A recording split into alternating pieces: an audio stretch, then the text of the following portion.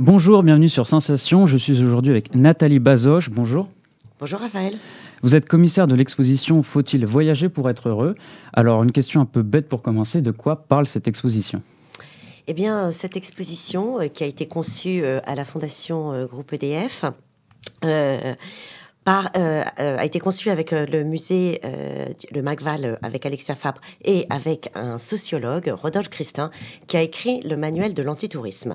L'idée, c'est de réfléchir à ce que peut être notre voyage. Je ne sais pas si vous vous souvenez, mais pendant le Covid, c'était hyper compliqué, en fait, de sortir de chez soi. C'était très désagréable de se dire, mais je ne vais plus pouvoir voyager, je ne vais plus pouvoir bouger de chez moi. Et donc, les gens ont commencé à se sentir mal et ont commencé à dire, je vais péter un câble.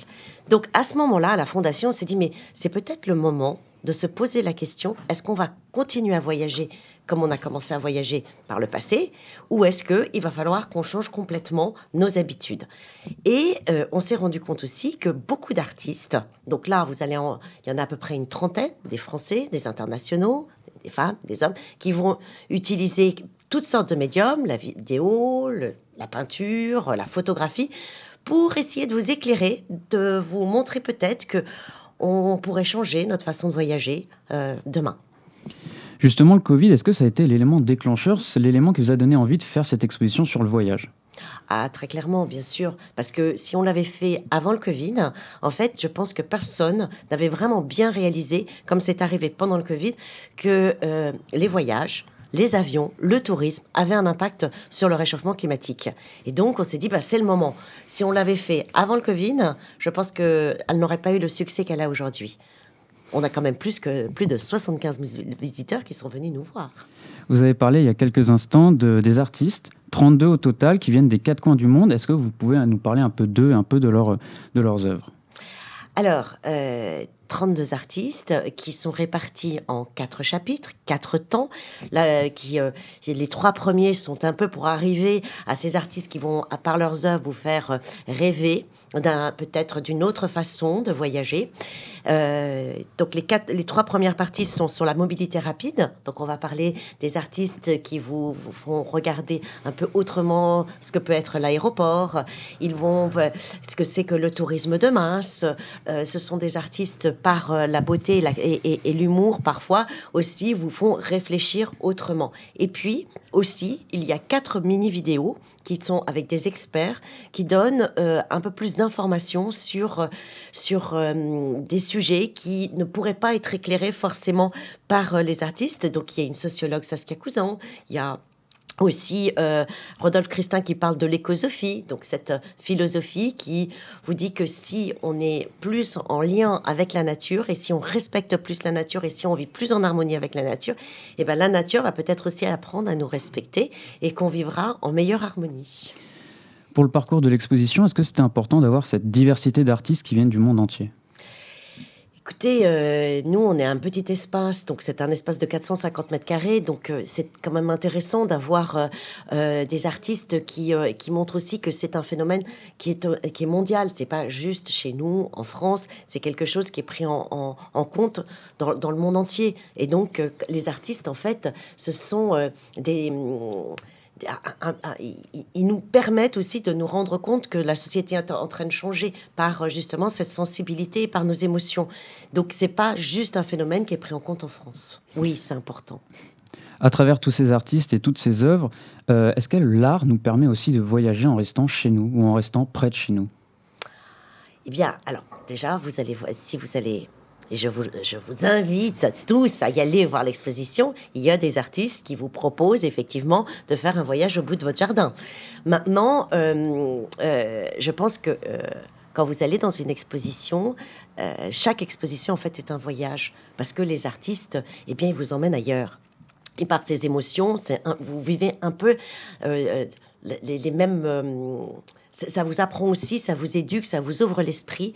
Et c'est un peu la même chose que quand vous voyagez et quand vous allez à la rencontre de l'autre. Et en fait, le voyage, c'est ce qui vous constitue, c'est ce qui vous apprend aussi à vivre avec l'autre. Et plus on voyage, plus on s'ouvre aux autres cultures.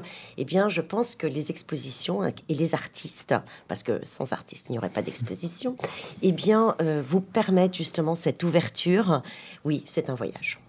Le voyage, justement, aujourd'hui, il est principalement synonyme de tourisme. Est-ce que c'est un des principaux thèmes aussi de votre exposition? Alors oui, on a abordé, alors par la définition, on est parti d'une définition que le voyage, c'est vous sortez de chez vous et vous revenez chez vous.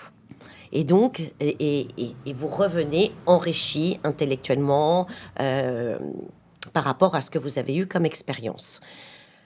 Donc oui, c'est quand même lié au tourisme. Mais après, le tourisme, il peut se faire de plein de manières différentes. Et puis surtout, il peut être fait si avec du recul, en préparation, à partir du moment où on part de chez soi, dès qu'on traverse le seuil de chez soi, à partir de ce moment-là où on dit qu'on est dans le voyage, eh bien, je crois que là, ça change complètement le sens du tourisme.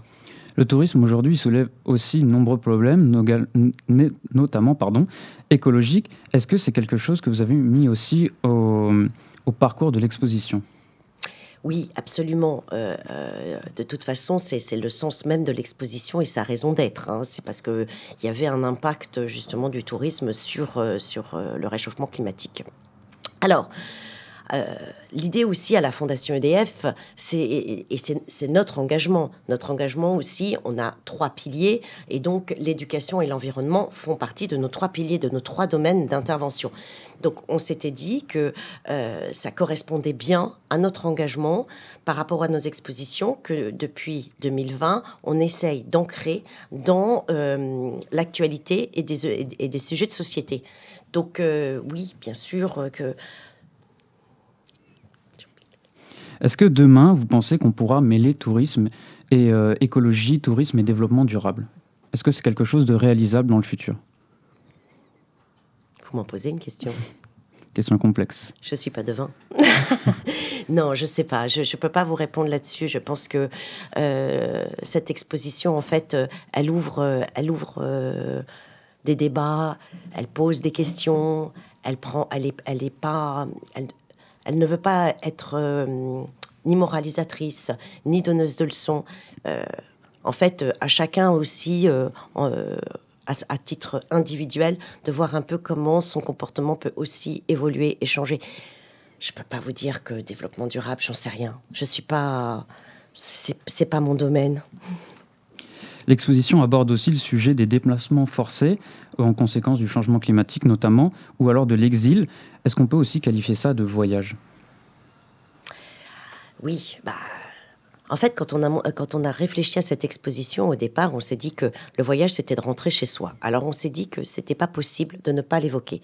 Alors, c'est une évocation. Si on avait voulu faire une exposition sur, les voyages contraints, l'exil forcé, évidemment, il aurait fallu tout l'espace et de ne parler que de ça. Mais on a quand même souhaité l'évoquer à travers 3 œuvres, dont une œuvre d'Amish Fulton, qui est une vidéo d'une dizaine de minutes, où l'on voit, qui s'appelle Going Nowhere #2, où on voit une personne qui est l'artiste et qui marche sur un banc de sable et ce banc de sable va être recouvert par l'eau et donc et il va disparaître à ce moment-là. Je crois que oui, c'était quand même important de l'évoquer parce que finalement, il n'y aurait pas eu ce problème d'écologie, il n'y aurait pas eu cette exposition et il n'y aurait pas des artistes qui nous alertent, qui nous font réfléchir, qui agissent justement pour que peut-être on change nos comportements. Alors finalement, pour conclure, est-ce qu'il faut voyager pour être heureux aujourd'hui? Écoutez, je ne sais pas s'il faut voyager pour être heureux. En tout cas, pour vivre tous ensemble, il faut apprendre à se connaître. Et donc, je crois que c'est très important que tous, on puisse voyager pour continuer à aller à la rencontre de l'autre. Alors, est-ce que ça nous rend heureux? À chacun d'y répondre à cette question. Mais l'exposition n'est pas là pour vous y répondre. Elle est là vraiment pour vous poser la question à vous-même si ça peut vous rendre heureux. Merci Nathalie Bazoche d'avoir été avec nous sur Sensation. Je rappelle que vous êtes commissaire de l'exposition gratuite et sur réservation Faut-il encore voyager pour être heureux, disponible en ce moment à la fondation du groupe EDF.